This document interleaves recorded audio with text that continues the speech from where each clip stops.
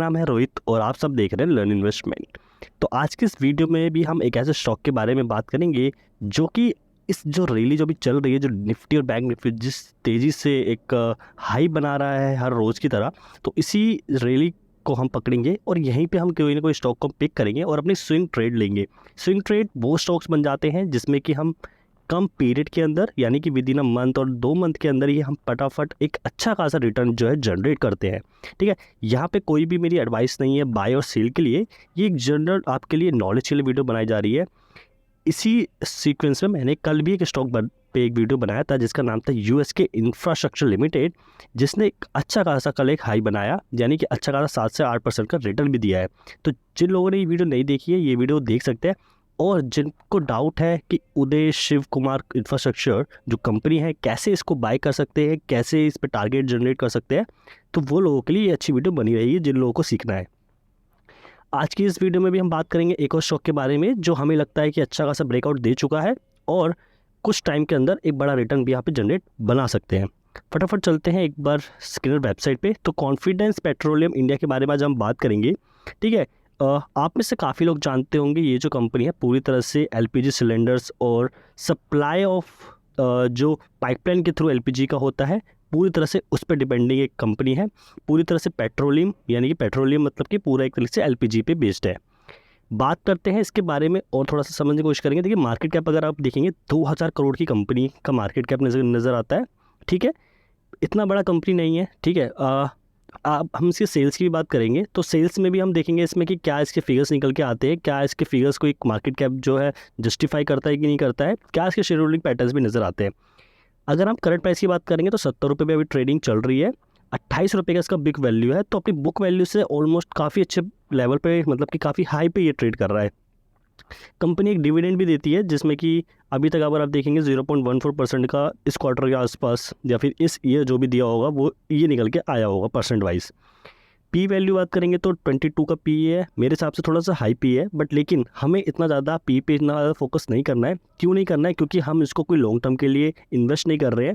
हम इसमें एक स्विंग ट्रेड लेंगे, यानी कि महीने 2 महीने के लिए मैक्सिमम, और अपना प्रॉफिट बनाएंगे और उसको अवॉइड करेंगे। क्योंकि पी जो है क्वार्टरली और ईयरली बेसिस पे चेंज होता ही रहता है, क्योंकि सब कुछ पी डिपेंड करता है, सारे इसके प्रॉफिट्स पे डिपेंड करता है।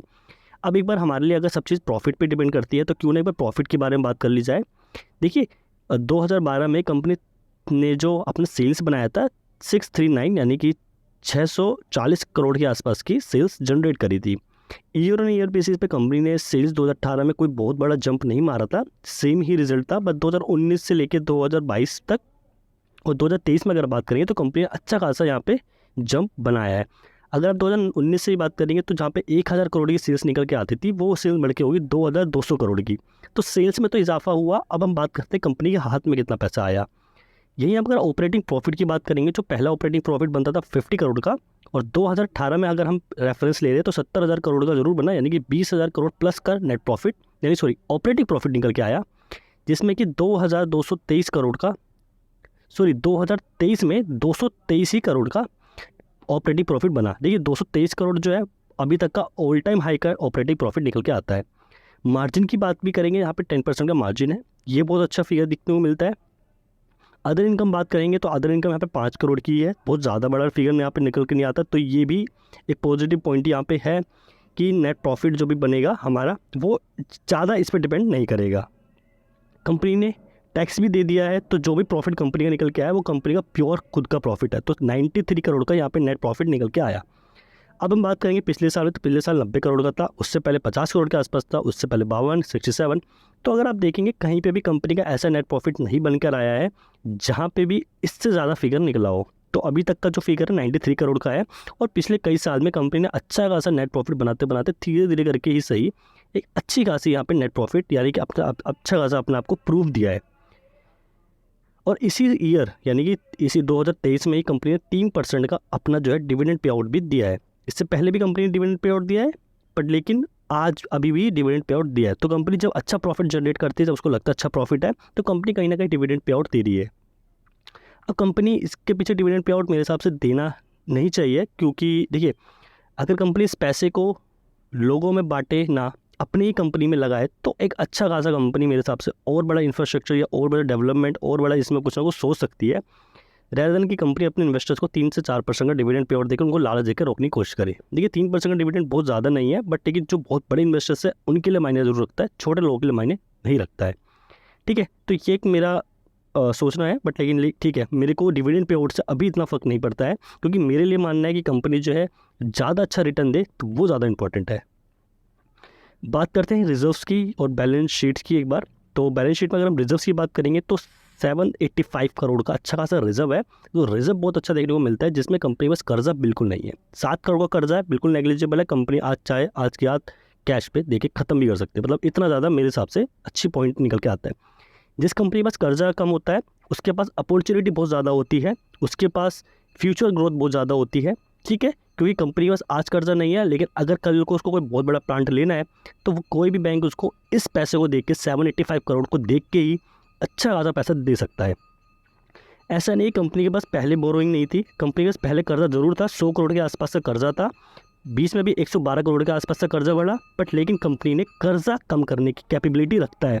तो कंपनी ने अच्छा खासा कर्जा यहाँ पे जो है कि कम करा है। तो यानी कि कंपनी अगर लोन लेता है तो वो लोन देने की ताकत भी रखता है। ठीक है, कुछ स्टॉक्स ऐसे होते हैं जिनमें स्टार्टिंग से जीरो चल रहा होता है, वो कर्जा लेते ही नहीं है, बट लेकिन जब भी वो कर्जा लेना पड़ता है तो वो पे नहीं कर पाते हैं और उस ट्रैप में फंस जाते हैं। बट लेकिन इस ट्रैप में फंसने की इस ट्रैप में से बचने की कैपेबिलिटी भी रखता है। अच्छा, एक बार हम बात कर लेते हैं यहाँ पे इन्वेस्टमेंट की। तो कंपनी अच्छे खासे 30 करोड़ की मार्केट में इन्वेस्टमेंट कर रखी है। अभी जिस CWIP की बात करेंगे तो 37 करोड़ का यहाँ पे है, तो ये अच्छा है। ये भी धीरे धीरे करके ये ऐड हो जाएगा एसेट्स वगैरह में, तो ये भी अच्छा देखने को मिलेगा आपको। अब हम बात कर लेते हैं इंपॉर्टेंट फैक्टर की, जो कि शेयर होल्डिंग पैटर्न है, जिसके ऊपर कई बार मैं जो प्रॉपर जजमेंट ले पाता हूँ वो इस वजह से ले पाता हूँ क्योंकि अगर मुझे लगता है कि इन्वेस्टर्स अगर पैसा लगा रहे हैं तो ऑब्वियस बात है मुझे भी थोड़ा बहुत पैसा इसमें लगाना चाहिए। अब अगर आप देखेंगे 2022 जून क्वार्टर में तो 5.6% की FI की होल्डिंग्स थी। बट लेकिन अगर अगर आप 2022 में जाके देखेंगे तो 2022 में अगर हम आएंगे यहाँ पे मार्च में, ठीक है, तो यहाँ पे 6% के आसपास की होल्डिंग है, यानी कि जो होल्डिंग्स पैटर्न है ऑलमोस्ट सेम है। 2023 में आते हैं मार्च में तो यहाँ पे होल्डिंग्स काफ़ी हद तक गिर जाती है। ठीक है, तो यानी कि फॉरेन इन्वेस्टर्स ने यहाँ पे पैसा निकाला है। ठीक है, अब अगर आप इंडिया के इन्वेस्टर्स की बात करेंगे तो यहाँ पे उन्होंने जरूर धीरे धीरे करके अब यहाँ पे आप देखेंगे तो उन्होंने जरूर बाइंग करी हुई है। यहाँ पे बात करेंगे पब्लिक की, तो पब्लिक अगर जितनी ज़्यादा कम रहे स्टॉक के अंदर मूवमेंट उतनी ज़्यादा तेज़ी से बढ़ती है। जितना ज़्यादा ऐसे लोग बैठ जाते हैं, जैसे कि आप मेरे जैसे लोग जैसे ज़्यादा बैठ जाते हैं, वो कहीं ना कहीं मार्केट के अंदर स्टॉक की मूवमेंट कहीं ना कहीं होल्ड कर देते हैं और फिर स्टॉक जो है इतनी तेज़ी से बढ़ता नहीं है, बहुत धीरे धीरे मूवमेंट दिखाता है। ठीक है, अगर हम बात करेंगे प्रोमोटर्स की तो उन्होंने खुद से ही अपने स्टॉक्स को बाय करना स्टार्ट किया। 2020 में अगर आप देखें 53.67% की होल्डिंग्स थी, आज के टाइम पे वो 61.45% की होल्डिंग्स हो चुकी है। यानी कि प्रोमोटर्स अपना स्टॉक खुद से बाय कर रहा है, अपनी वैल्यूज़ को उससे लेता जा रहा है। तो इसका मतलब है कि कहीं ना कहीं स्टॉक के अंदर एक मूवमेंट आने वाले टाइम पे बन सकती है। और आपको पता है LPG का कोई रिप्लेसमेंट नहीं है। आप अगर कार में देखेंगे, ठीक है, EV आ रहा है, हाइड्रोजन गैस से आपका गाड़ी चल सकती है, बट लेकिन क्या अभी तक आपने कुछ भी सुना है कि क्या आपके घर के अंदर जो गैस सिलेंडर है वो उसका कोई रिप्लेसमेंट आया हो? उसका कोई रिप्लेसमेंट नहीं आया है। तो ऐसे स्टॉक जो है मार्केट में बने रहते हैं और इनकी मूवमेंट जो है हमेशा ही बरकरार रहने वाली है। अच्छा, ये सब जानने के बाद अब बात कर लेते हैं एक बार चार्ट्स पैटर्न की। तो ये मैंने कॉन्फिडेंस पेट्रोलियम का चार्ट खोल रखा है ट्रेडिंग व्यू पे। तो एक बार मैं इसके अंदर शॉर्ट में समझाने की कोशिश करूँगा, ज़्यादा वीडियो को बड़ा ना करते हुए हम शॉर्ट में समझेंगे।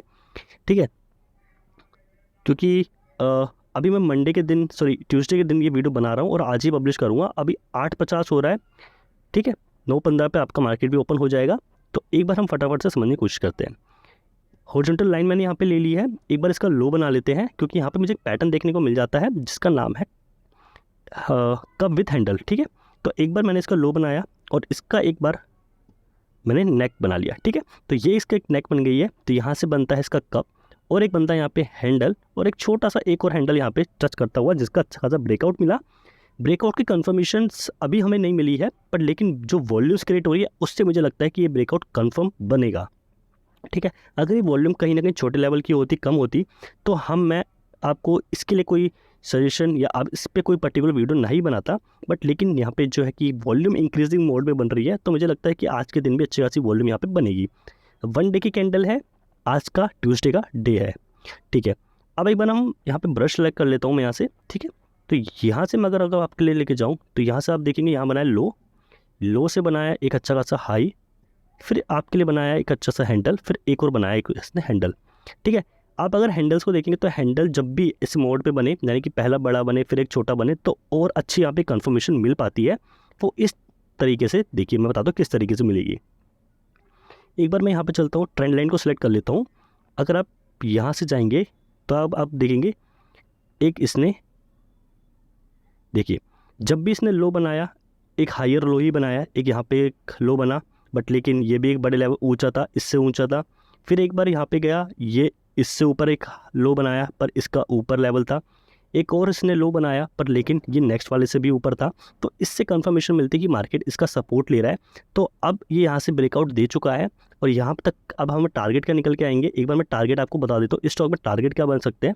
तो अगर मैं यहाँ से टारगेट देखने की कोशिश करूँ तो यहाँ से इस स्टॉक के अंदर अच्छा खासा आपके लिए मूवमेंट निकल के आता है, जो कि है 20% के आसपास का मूवमेंट, यानी कि 19.45% का मूवमेंट निकल के आता है। अगर हम प्राइस की बात करेंगे कि प्राइस कितना निकल के आएगा, तो यहाँ पे प्राइस इसमें निकल सकता है 82.35 रुपीज़ का। तो 82 रुपीज़ के आसपास का इसमें जो कि मूवमेंट टारगेट निकलता है। अगर करंट प्राइस से बात करते हैं, अगर आप इस प्राइस पे बाय करते हैं तो यहाँ से भी अभी भी मूवमेंट तो 16% का बना है। तो मुझे लगता है ये अभी भी इस मंथ में 15 दिन बच रहे हैं, सीधे 15 दिन से ज़्यादा दिन बच रहे हैं। तो आप क्या कर सकते हैं, इसको अगर बाय कर सकते हैं तो इसमें मुझे लगता है विद इन अ मंथ आपको जो कि 16% का गेन मिल सकता है और अच्छा खासा टारगेट आपको एक स्विंग ट्रेड मिल सकता है, जिसको आप सेल कर दीजिए और अपना पैसा कहीं और इन्वेस्ट कीजिए। ये कोई आपके लिए मैंने इसलिए वीडियो नहीं बनाई है कि बाय और सेल के लिए, ये मैंने वीडियो इसलिए बनाई ताकि आप भी ऐसे सीख सकें कैसे किसी स्टॉक को पिक करना है और कैसे आप किसी स्टॉक में ट्रेड ले सकते हैं। ठीक है, तो अगर आपको ऐसी वीडियो पसंद आ रही है तो प्लीज़ कमेंट करिए, मुझे भी थोड़ा सा मोटिवेट कीजिए कि ताकि मैं ऐसी अच्छी वीडियो आपके लिए बना सकूं। और अगर आपको किसी स्टॉक पे पर्टिकुलर वीडियो चाहिए तो आप मुझे कमेंट कीजिए, मैं उस पर पर्टिकुलर डेडिकेटेड वीडियो बना के आपको पूरी डीप और डाइव नॉलेज दूंगा। थैंक यू और बाय बाय।